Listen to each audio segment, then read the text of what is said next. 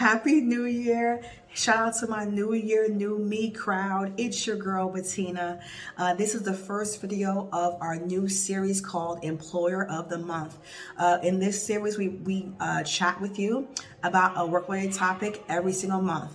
And as employee advocates, this video series is for you, the employee. Now, since we just got into the new year, and since everyone's still on their New Year, New Me high, I thought we talk to you about what your employer really feels about you. Now, this is not an employee bashing session, not at all. This is actually a session to help you keep you aligned with your goals, regardless of what your employer does. Now, let's get it. Here are 5 things that some high-profile companies have done in the recent months. Number 1, let's talk about Twitter. I mean, why not? They've been all over the news with their employment practices. So I recently read an article on Business Insider that interviewed some founders and some executives from tech companies in Silicon Valley. And in the article, it's quoted to say that everyone in Silicon Valley admires Musk. I bet you're asking why. Well, I'm glad. I'll tell you. And Musk did 2 things in the first 2 weeks of November. Number 1, he ordered the Twitter staff to work 12-hour shifts to complete the new blue check system and launch it. Then, number 2, he laid off 50% of the staff. Admirable, right? Now, you think that's new? You think that's special to just Elon Musk?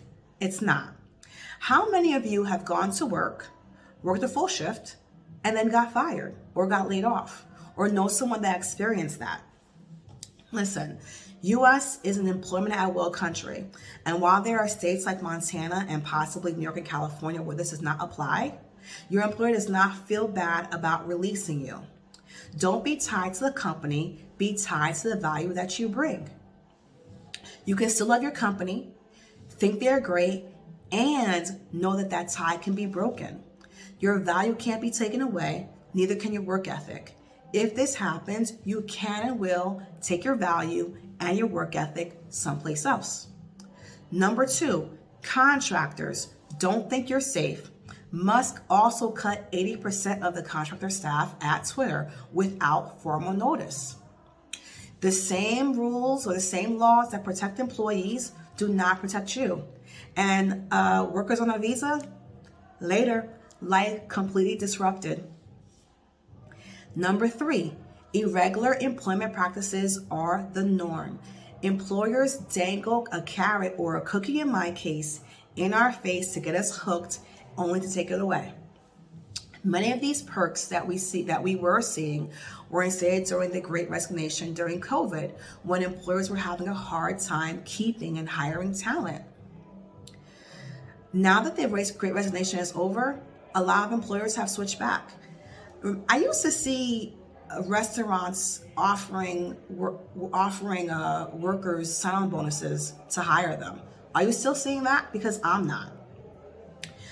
Weren't you getting like $1,000 to purchase things for your home office? Are you still getting that? I know a lot of employees who are not getting that this year.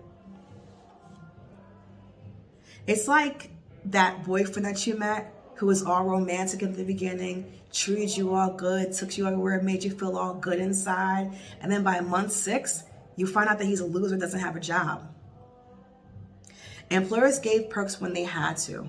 Now that they don't, many of them are taking them away, sometimes without notice. If you don't believe me, look at Goldman Sachs.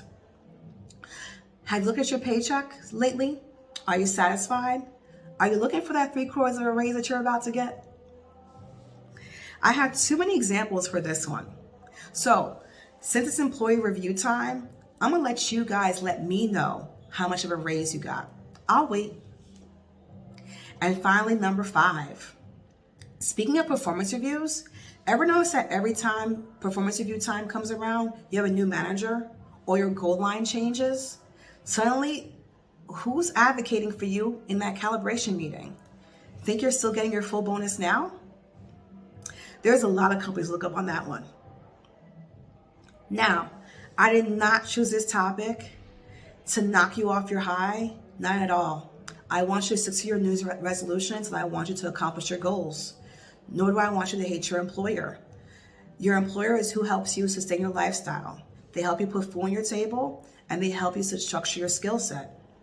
My intention is to align you with your goals for the year and encourage you to level set. If you're realistic about your work life, if a layoff happens, if the raise or the promotion does not come through, or if you have an issue with your employee, if you have an issue with your colleague or your manager, it'll lessen the chance of this knocking you off track.